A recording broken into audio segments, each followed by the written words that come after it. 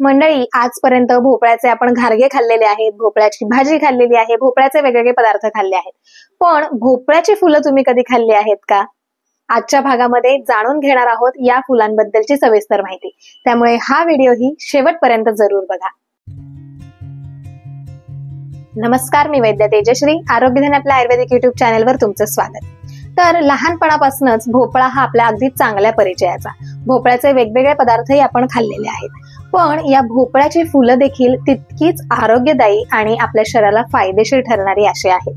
तर या भोपळ्याच्या फुलांचा आहारामध्ये समावेश कसा करायचा, त्याचे औषधी गुणधर्म काय आहेत आणि कुठल्या आजारांमध्ये ते फायदेशीर आहेत ते आता आपण बघणार आहोत. सगळ्यात पहिले या फुलांचे गुणधर्म काय आहेत. तर ही जी फुलं आहेत ती पचायला अत्यंत हलकी आहेत. त्याच पद्धतीनं थंड गुणाची आहेत. त्यामुळे शरीरामध्ये जाऊन शरीरातली अतिरिक्त उष्णता कमी करण्याचं काम ती करतात. तसंच मधुर गुणाची, मधुर स्वभावाची असल्यामुळे शरीरात वाढलेला जो वात आहे आणि खराब पित्त आहे त्यांना कमी करण्याचं, त्यांचं शमन करण्याचं काम ती करतात. आणि शरीरातला जो प्राकृत कफ आहे, म्हणजे चांगला कफ आहे, तो वाढवण्याचं काम ही फुलं करतात. आपल्या शरीरामध्ये जाऊन आपल्या हाडांना बळकटी देण्याचं काम ही करतात. तसंच आपल्या डोळ्यांच्या आरोग्यासाठी, त्वचेच्या आरोग्यासाठी देखील ही फुलं अत्यंत फायदेशीर आहेत. तसंच जी इन्फर्टिलिटीची समस्या आहे, म्हणजे वंध्यत्वाच्या तक्रारी आहेत, त्यामध्ये स्पेशली जे मेल इन्फर्टिलिटीचे वेगवेगळे प्रॉब्लेम आहे, म्हणजे शुक्राणूशी संबंधित ज्या तक्रारी आहेत की स्पर्म क्वालिटी चांगली नाहीये किंवा स्पर्मची क्वांटिटी तेवढी जास्त नाहीये, तर त्या समस्यांवर देखील ही फुलं फायदेशीर ठरताना आढळलेली आहेत. तसंच ही फुलं जी आहेत ती अतिशय पौष्टिक आहे. त्यामधनं वेगवेगळ्या प्रकारचे खनिज, जीवनसत्व आपल्या शरीराला मिळत असतात. या फुलांमधनं vitamin A, C, K, B9 यांसारखे जीवनसत्व आपल्याला मिळतात. तसंच वेगवेगळे मायक्रोन्यूट्रिएंट्स जे आहेत, म्हणजे मॅग्नेशियम, कॅल्शियम, पोटॅशियम, सेलेनियम यासारखी खनिज देखील आपल्या शरीराला या फुलांपासून मिळत असतात. त्यामुळे ही फुलं आपल्या शरीराला ओव्हरऑल बल देण्याचं काम चांगल्या पद्धतीनं करतात. तसंच आपली इम्युनिटी म्हणजे प्रतिकारक क्षमता सुधारण्यासाठी देखील ही फुलं फायदेशीर ठरतात. या फुलांवर अनेक रिसर्च सध्या होत आहे आणि त्यामध्ये जे वेगवेगळे कार्डिओव्हास्क्युलर डिसीजेस आहेत, म्हणजे वेगवेगळ्या प्रकारचे हृदयरोग आहेत, त्यामध्ये आणि अनेक पोटाच्या कॅन्सर्समध्ये देखील ही फुलं फायदेशीर ठरताना आढळलेली आहेत. मग आता ही फुलं आहारामध्ये कशी वापरायची? तर या फुलाचे देखील दोन प्रकार पडतात. एक नर फुल असतं आणि एक मादी फुल असतं. हे मादी फुल जे असतं त्यापासून भोपळा म्हणजे पुढचं फळ तयार होण्याचं काम होतं आणि नर फुल जे आहे ते आपण आहारामध्ये वापरू शकतो. दिसायला अत्यंत सुंदर पिवळी धम्मक अशी छान दिसतात ही फुलं. त्यामुळे ती सुशोभीकरणासाठी, तोरणामध्ये देखील ही फुलं वापरली जातात. खाण्यामध्ये वापरण्यासाठी ही फुलं चवीला गोड असल्यामुळे आणि चविष्ट असल्यामुळे वेगवेगळे सॅलड्स जे आहेत त्याच्यामध्ये किंवा वेगवेगळ्या सूपमध्ये आणि अनेक प्रकारच्या क्युझिन्स मध्ये वरून ड्रेसिंगसाठी देखील ही फुलं वापरली जातात. तसंच कोशिंबिरी, रायते यामध्ये देखील ही फुलं वापरली जाऊ शकतात. आणि त्याच पद्धतीनं या फुलांची भाजी देखील केली जाते, ती देखील अत्यंत चविष्ट लागते.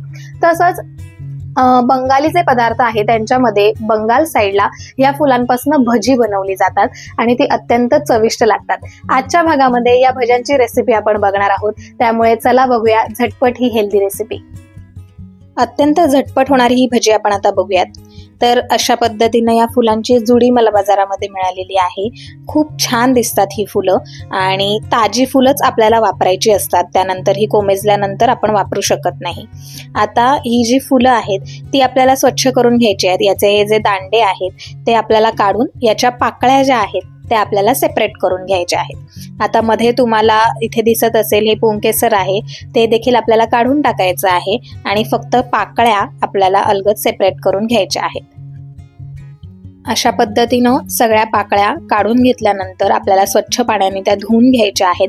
कारण ही गोड असल्यामुळे, जसं मी म्हटलं, आतमध्ये मुंग्या किंवा काही किडे, अळ्या असं देखील असण्याची शक्यता असते. त्यामुळे व्यवस्थित बघून स्वच्छ करून ही फुलं आपल्याला आता आपल्या रेसिपीसाठी वापरायची आहेत. आता भज्यांचं बॅटर बनवण्यासाठी इथे 2 मोठे चमचे बेसन घेतलंय. त्याच्यात 1 छोटा चमचा रवा आणि 1 छोटा चमचा तांदळाची पिठी, त्यामध्ये आवडीचे मसाले, मीठ, हिंग, धणे जिरे पावडर, थोडासा ओवा आणि अगदी चिमूटभर खाण्याचा सोडा टाकलाय. आता अशा पद्धतीनं हे भज्यांचं पीठ आपण भिजवून घ्यायचंय. खूप जास्त पातळ करायचं नाहीये, थोडंसं घट्टसरच आपल्याला ते ठेवायचंय. त्यामध्ये ही चिरलेली फुलं आपल्याला टाकायची आहेत आणि छानपैकी हे मिक्स करून याचं बॅटर तयार करायचं आहे. अशा पद्धतीनं आता कढईमध्ये तेल गरम करायचं आहे आणि गरम तेलामध्ये आपल्याला ही भजी छान डीप फ्राय करून घ्यायची आहे। अशा पद्धतीनं एक एक करून ही भजी आपण सोडणार आहोत तेलामध्ये आणि छान खरपूस गोल्डन ब्राऊन होईपर्यंत आपल्याला ती तळून घ्यायची आहे। खूप छान आणि चविष्ट होतात ही भजी। अशा पद्धतीनं आपली ही भजी इथे तळून झालेली आहेत आणि आता ती गरमागरम खाण्यासाठी तयार आहेत। अशा प्रकारे ही अत्यंत चविष्ट आणि हेल्दी रेसिपी जरूर ट्राय करून बघा। या फुलांचा वापर आपल्या आहारामध्ये जरूर करा आणि आम्हाला कमेंट्समध्ये नक्की कळवा। भेटूया पुढच्या भागामध्ये एका नवीन आयुर्वेदिक विषयासोबत। तोपर्यंत निरोगी राहा, आयुर्वेद अंगीकारा। नमस्कार।